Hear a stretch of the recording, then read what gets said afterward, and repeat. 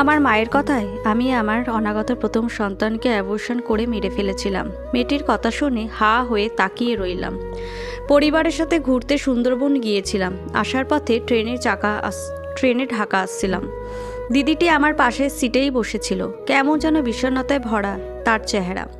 কেঁদে কেঁদে চোখ মুখ লাল করে ফেলেছিল। অনেক সাহস করে পরিচিত হওয়ার জন্য কথা বললাম। তার নাম হলো অন্তরা। বেশ কিছুক্ষণ কথা হওয়ার পর সাহস করে জিজ্ঞাসা করেই ফেললাম, আপনি কাঁদছেন কেন? তিনি আন মনে বলে উঠলেন, আমার মায়ের কথায় আমি আমার অনাগত প্রথম সন্তানকে অ্যাবর্শন করে মেরে ফেলি। আমি বেশ অবাক হয়ে জিজ্ঞাসা করলাম, আপনি এমনটা কেন করলেন? আমার মায়ের কারণে। কিছু মনে না করলে সবটা খুলে বলবেন প্লিজ। আমি যখন ইন্টার সেকেন্ড বর্ষে উঠলাম তখন আমার বিয়ে হয়। খুব অল্প বয়স হওয়ায় তখন বিয়ে করতে চাইনি, কিন্তু বাবা মা একরকম জোর করেই বিয়ে দিয়ে দেয়। আসলে আমার বর রিয়াদের অবস্থা খুব ভালো। সে দেখতেও খুব সুন্দর, মোটামুটি টাইপের ভালো ব্যবসা আছে তার। তাছাড়া সে তার বাবা মায়ের একমাত্র সন্তান। সব মিলিয়ে আমার পরিবারের পছন্দ হয়, তাই তাড়াহুড়ো করেই বিয়ে দিয়ে দেয়। প্রথমে বাবা মায়ের ওপর ভীষণ রাগ হয়েছিল, কিন্তু বিয়ের পর রিয়াদের ভালোবাসা ওর খেয়াল রাখা দেখে বাবা মায়ের ওপর থেকে অনেক রাগ পড়ে গিয়েছিল। বিশেষ করে রিয়াদের মা। ওনার মতো ভালো মহিলা আমি জীবনে দেখিনি। কোন মানুষ যে এত ভালো হতে পারে তা রিয়াদের মাকে না দেখলে বুঝতে পারতাম না। বিয়ের পর রিয়াদের মায়ের কাছ থেকে যে ভালোবাসা, স্নেহ আর আদর পেয়েছি তা আমি নিজের মায়ের কাছ থেকেও পেয়েছি বলে মনে হয়নি। জীবনে এত জান্নাতের সুখ অনুভব করতে লাগলাম। রিয়াদের মা কড়া করে বলে দিয়েছে, স্বামীর সাথে ঘোরাঘুরি, ডেটিং, ফ্ল্যাটিং যা ইচ্ছা করো, কিন্তু তার জন্য লেখাপড়া বেখেয়ালি হলে চলবে না। লেখাপড়া ঠিকভাবে করতে হবে বলে দিলাম। দেখতে দেখতে এইচএসসি পরীক্ষার পর অনার্সে ভর্তি হলাম। কয়েকদিন ক্লাস করার পর শরীরটা কেমন যেন লাগতে শুরু করলো। রিয়াদ তখন কলকাতার বাইরে ছিল। ওকে টেনশন দিতে চাইনি বলে কিছু না বলে নিজেই ডাক্তারের কাছে গেলাম। ডাক্তার পরীক্ষা করে বলল, আপনি প্রেগনেন্ট। আমি প্রেগনেন্ট খবর শুনে ভীষণ খুশি লাগছিল, কিন্তু সাথে কেমন যেন অসম্ভব রকম ভয় এসে মনে ভর করলো। এতটুকু বয়সে বাচ্চা সামলায় পারবো তো? কোনো কিছু বুঝতে না পেরে আমার মাকে ফোন দিলাম। মা আমার কনসিভ করার খবর শুনে খুব বকা দিল। বলল, নিজের প্রতি কোনো কন্ট্রোল নেই, সতর্ক থাকতে পারিসনি। এত ছোট বয়সে বাচ্চা হলে সামলাবে কি করে? নিজের শরীরের কি হবে? লেখাপড়ার ভবিষ্যতের কি হবে? আরও অনেক কিছু। মা আমাকে বললেন, এ কথা তো শাশুড়ি বা বর কাউকেই জানাস না এখন। পরেরটা আমি দেখছি। মায়ের কথা শুনে জীবনে প্রথম ভুলের দিকে পা বাড়ালাম। পরের দিন মা ভাইয়াকে পাঠিয়ে দিলেন আমাকে নিতে। আমার শাশুড়িকে বললেন, মায়ের শরীরটা ভালো না। রিয়াদের সাথে ফোনে কথা বলে শাশুড়ি মায়ের অনুমতি নিয়ে ভাইয়ার সাথে কলকাতা মানে আমার বাড়িতে চলে আসি। বাড়ি এসে মা নানাভাবে বুঝিয়ে অ্যাবর্শন করাতে বললেন। প্রথমে মন সায় না দিলেও পরে কেন যেন মায়ের কথায় মেনে নিতে অ্যাবর্শন করিয়ে ফেললাম। এটা ছিল জীবনের সবচেয়ে বড় ভুল। মা বললেন, রিয়াদকে এসব জানানোর কোনো দরকার নেই। আমি মায়ের কথায় মেনে নিলাম, কিন্তু মনের মধ্যে সবসময় একটা অপরাধ আর ভয় বোধ কাজ করছিল। তারপর খুব সুন্দরভাবেই কেটে গিয়েছিল কয়েকটা বছর। এর মধ্যে অনার্স শেষ করেছি, আর পড়বো না বলে সিদ্ধান্ত নিয়েছি। আর গত 2 বছর যাবৎ আমরা বেবির জন্য ট্রাই করছিলাম, কিন্তু কনসিভ করছিলাম না। ডাক্তার দেখলেও ডাক্তার কোনো প্রবলেম পায় না, না আমার না ওর। এরপর একজনকে আমি দামি ডাক্তারের কাছে যাই। তখন চেম্বারে আমার সাথে রিয়াদও যায়। তিনি আমায় কিছু প্রশ্ন করলেন, আমার কোনো বেবি আছে কিনা, জন্ম নিয়ন্ত্রণের জন্য কি কি পদ্ধতি গ্রহণ করেছে, আর শেষ প্রশ্নটা ছিল, প্রথম বেবি অ্যাবর্শন কেন আর কতদিন আগে করিয়েছো?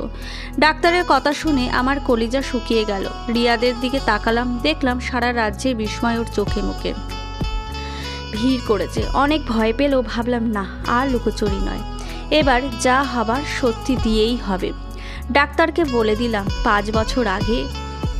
তখন ডাক্তার বলল, দেখুন, আজকালকার দিনে প্রথম বেবি অ্যাবর্শন না করাই ভালো। প্রথমে বেবি অপারেশন করানোর ফলে আপনার শরীরে হরমোনাল অনেক চেঞ্জ হয়েছে, যার কারণে পরের বার মা হতে পারবেন কিনা তা সঠিক বলে মুশকিল। ঔষধ দিচ্ছি। এতক্ষণ ডাক্তারের সাথে কথা বলার সময় রিয়াদ একটা কথাও বলল না, চুপচাপ পাথরের মতন দাঁড়িয়েছিল। চেম্বার থেকে বের হয়ে বাড়ি আসার পথে সারা পথ কোনো কথা বলল না। বাড়ি গিয়ে দেখি মা বাড়িতে নেই। কাজের মেয়েটা বলল তার নাকি চাচাতো বোন মারা গেছে, সেখানে গেছে। আমরা বাড়ি আসলে আমরাও যেন সেখানে যাই।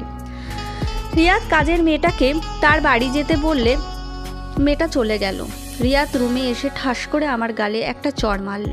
তারপর বলল, আজ প্রায় 7 বছরের বিবাহিত জীবনে প্রথমবার তোমায় চড় মারলাম। কেন মারলে আমার বাচ্চাটাকে অন্তরা? না তুমি এটা ভেবো না, এটা তুমি ভেবে না, আমি ভেবেছি এটা অন্য কারোর বাচ্চা বা তোমার সাথে অন্য কারোর সম্পর্ক ছিল। আমি জানি তুমি কেমন মেয়ে নও, কিন্তু কেন আর কি কারণে 5 বছর আগে তুমি আমাদের বাচ্চাটাকে পৃথিবীতে আসার আগেই মেরে ফেললে? আর আমাকে কেন জানালে না? আমি রিয়াদকে সবটা খুলে বললাম। সব শুনে রিয়াদ বলল, আমার বেবি তোমার গর্ভে ছিল, সেটা তুমি আমাকে জানাওনি পর্যন্ত। আবার আমাকে না জানিয়ে আমার বাচ্চাটাকে মেরে ফেলার অধিকার কে দিয়েছে তোমায় অন্তরা? আমি নিজে থেকেই তখন তোমাকে বলতাম তুমি অনার্স তৃতীয় বর্ষে ওঠার পর বেবি নেওয়ার কথা ভাববো, কারণ তখন তোমার সঠিক বয়স হবে। কিন্তু ভুলবশত যখন বেবিটা কনসিভ হয়ে গেছিল, হয়তো ঈশ্বর কোনো চিন্তা করেই দিয়েছিলে। হ্যাঁ, তোমার তখন সামলাতে কষ্ট হতো, কিন্তু আমি ছিলাম, মা ছিল, দুজন মিলে ঠিক সব সামলে নিতাম। তুমি জানো বাবা মারা গেছে আমাদের বিয়ের 6 মাস পর। তখন বাবার খুব ইচ্ছা ছিল নাতির মুখ দেখার, কিন্তু মা তখন বাবাকে বলেছে মেয়ের বয়স অল্প, এখন বাচ্চার দায়িত্ব নেওয়ার বয়স ওর হয়নি। আমার নিজের মা যে কি না তোমার শাশুড়ি, সে তোমাকে এত ভালোবাসতো, অথচ তোমার মা কি করলো? আর তুমি বা আমাদের ভালোবাসার কি প্রতিদান দিলে? এখন এই মুহূর্তে আমার ঘর থেকে বেরিয়ে যাবে, আমি তোমার মুখ আর দেখতেই চাই না। রিয়াদ তখন অনেক কান্না করলো। রিয়াদকে কি বলে বুঝাবো ভেবে পাচ্ছিলাম না, কী বা বুঝাতাম।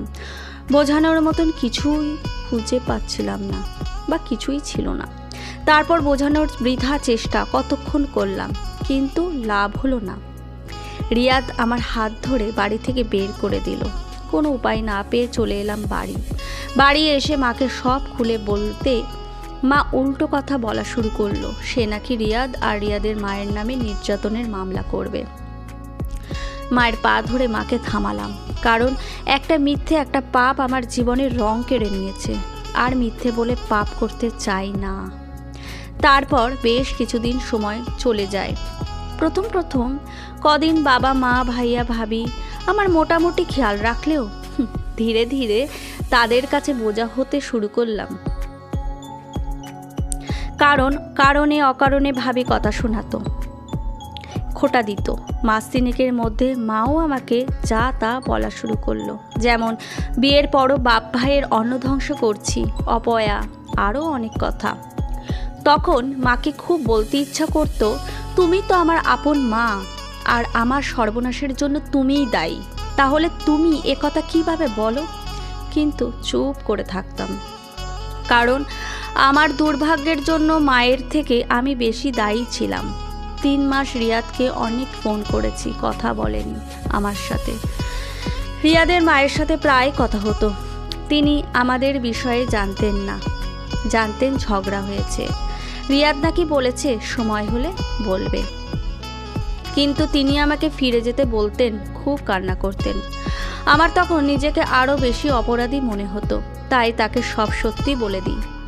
তিনি সেদিন সবটা শুনে ফোন কেটে দিয়েছিল। হয়তো আমার সাথে কথা বলার রুচি চলে গিয়েছে। সেদিন নিজেকে সব থেকে বেশি নিঃস্ব মনে হয়েছিল। তার পরের দিন বিকালে একটা অচেনা নাম্বার থেকে ফোন এসে ফোনটা রিসিভ করি, কিন্তু কোনো কথা বলার আগেই ভাবি আর মা রুমে এসে পড়ে এবং আমাকে নানান রকম কথা শোনাতে থাকে। তাদের কথা শুনে আমার ফোনের কথা খেয়ালই ছিল না। অনেক কান্না করলাম। সেদিন সারা রাত জেগে রিয়াদ আর ওই মায়ের ছবি দেখছিলাম। রাত 3টার দিকে সেই নাম্বার থেকে কল আসে। হ্যালো বলতেই বুঝে যায় রিয়াদ ফোন করেছে। 4 মাস পর রিয়াদের গলার আওয়াজ পেয়ে ফুপিয়ে ফুপিয়ে কেঁদে উঠলাম। রিয়াদ বলল, মা তোমাকে মাফ করে দিতে বলেছে, তোমাকে ফিরিয়ে নিতে বলেছে, তুমি আসবে? রিয়াদের কথা স্পষ্ট বুঝতে পারছিলাম রিয়াদ কাঁদছে। আমি জিজ্ঞেস করলাম, মা না হয় ফিরে আসতে বলেছে, তবে তুমি কি চাও? ধরা কণ্ঠে রিয়াদ বলল, আমি তোমাকে ছেড়ে আর থাকতে পারবো না অন্তু, তোমাকে ওই নরক আর থাকতে দেব না। আমি বিকালে ফোনে তোমার মা আর ভাবির সব কথা শুনেছি। আমি জানি না বাচ্চা হবে কি না, তবে এটা জানি তোমাকে ছেড়ে বাঁচা আমার পক্ষে সম্ভব না অন্তু। 4 মাস আমি কিভাবে কাটিয়েছি তা কেবল আমি জানি।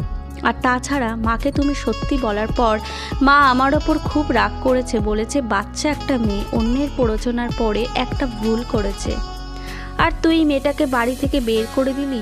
যতক্ষণ পর্যন্ত অন্তরা বাড়ি না আসবে ততক্ষণ পর্যন্ত তোর সাথে কথা বলবো না।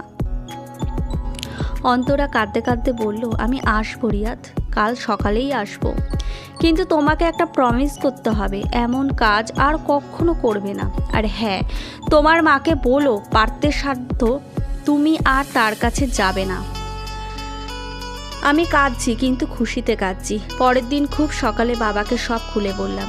আর আসার সময় মাকে শুধু একটা কথাই বলে আসলাম, তোমার মতো মা যেন ভগবান শত্রুকেও না দেয়, কারণ তুমি মাতৃত্বের মর্ম বোঝো না। এখন আমি রিয়াদের কাছে যাচ্ছি। অন্তরা দিদির সাথে আরও বেশ কিছুক্ষণ কথা বলার পর ট্রেনে কলকাতায় আসলো। সবাই একসাথে নামলাম। অন্তরা দিদিকে দেখলাম দূরে দাঁড়ানো একজন পুরুষ আর এক মহিলার দিকে যেতে, হয়তো তার বর আর শাশুড়ি। অন্তরা দিদি গিয়ে মহিলাকে জড়িয়ে ধরে কান্না করতে থাকলো। মহিলা অন্তরার কপালে চুমু দিয়ে পরম মমতায় তাকে বুকে জড়িয়ে ধরলেন। আর পাশে দাঁড়ানো ছেলেটি মানে রিয়াদ, সেও এই পর্যায়ে কান্না করতে করতে অন্তরাকে জড়িয়ে ধরল। তারপর 3 জন মিলে চলে গেল। আমি বেশ কিছুক্ষণ তাকিয়ে ভাবলাম, এমন ভালো শাশুড়ি পৃথিবীতে আছে বিদায় বউয়েরা এখনো সুন্দরভাবে বেঁচে আছে। সুখে থাকুক অন্তরা দিদিকে আর তার পরিবার। ভগবান তাদের ঘরে নতুন অতিথি পাঠিয়ে তাদের সকল অপূর্ণতাকে পূর্ণ করে দিক। অন্তরা দিদিকে মাতৃত্বের সুখ দিক।